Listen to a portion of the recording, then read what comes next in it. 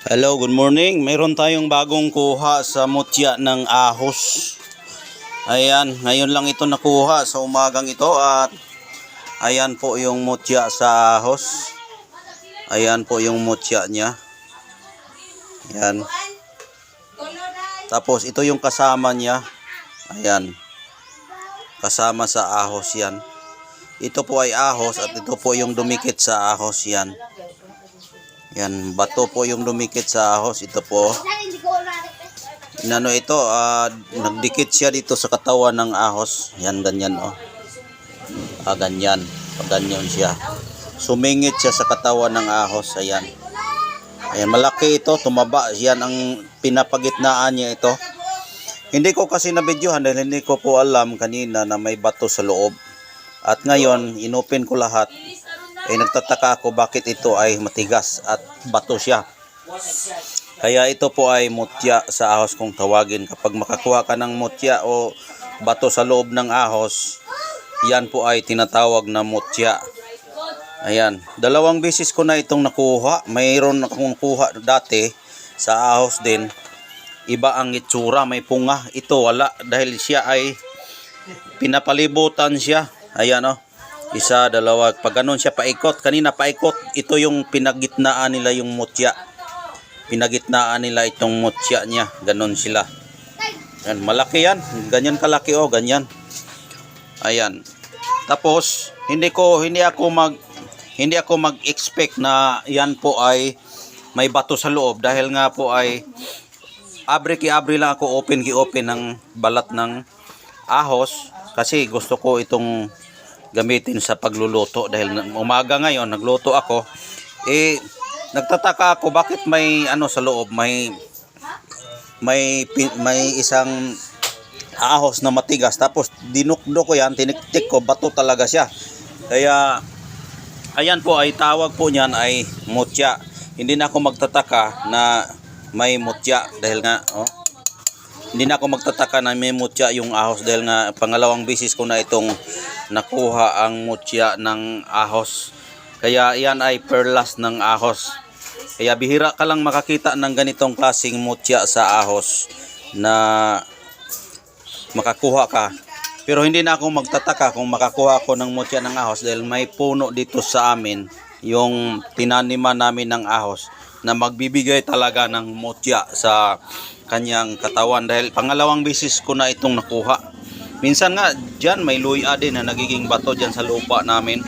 Kaya itong ahos natin ay maganda ito gamitin sa pampaswerte sa paninda, panghalina. Ito ay panghalina, pampaswerte. Kasi yung ahos kasi ay walang araw na hindi po yan magamit. Walang araw na hindi magamit. Halos araw-araw po magamit po yung mutya sa ahos. Ayan po yung itsura ng mutya niya, no? Ayan, no? Kulay puti siya na tabingi na may pagkaoblong. Ayan. Umaga kasi ngayon ko lang nakuha. Inopen ko yan isa-isa kasi nagprito ako ng yung mga ahos kasi magluto ako ng iskabitse. Ayun po ang nadatnan ko na may bato po sa loob ng ahos na pinapalibutan nila itong bato sa gitna. Kaya napakasaya ko dahil nga mayroon naman tayong biyaya sa ating Panginoon na binigyan tayo ng grasya na mutya na virtudes na galing po ito sa Panginoon. Kaya yan po ay ating ipapakita sa inyo para ma-share ko rin sa inyo na mayroon tayong bagong nakuhang mutya na galing sa ahos. Ayan. Dati may nagtatanong kung mayroon pa ba yung mutya sa ahos ko. May nakakuha na po yung mutya sa ahos ko, yung una kong na-vlog. Ngayon, na-vlog ko naman ngayon dahil nga po ay may nagtatanong kung makakuha daw ako ng ahos pa ay pwede ko daw ipapakita at isisin sa kanila at iba-vlog para kung makursunodahan daw nila ay pwede nilang limusan sa akin. Kaya ito ay binablog ko ngayon para maipakita ko sa inyo na mayroon na po tayong nakuhang mutya sa ahos. Ayan. Ang style po niya kanina, ito po yung ahos, tapos ito yung sa gitna, tapos pinapalibutan siya ng suoy sa dalawa. Pag ganun siya, lir. Ito po yung pinapagitnaan nila. Iyan ang pinapagitnaan nila, yung bato. Kanina, blind lang ako kanina, sa sobrang laki niyan. Ito yung sa gitna. Open lang ako, tapos binalatan ko isa-isa. Ito po ang binalatan ko na dinikdik ko na sana dinikdik ko na para ilagay ko sa kalaha. Nagtigas ito. Nagtigas dahil nga po ay mutya pala. Nagiging bato po yung kanyang ahos o suoy. Kaya swerte natin, mayroon tayong mutya sa ahos. Yan po ang kasaysayan sa pagkakuha ko sa araw po ngayon. Kaya ngayon ay vlog ko para makita ninyo kung ano ang itsura at paano ko nakuha at saan ko nakuha yung ahos. Kanina hindi ako mag-expect na may laman yan sa loob, at ngayon ko na videohan dahil nga nakita ko na ang bato na mayroon sa loob.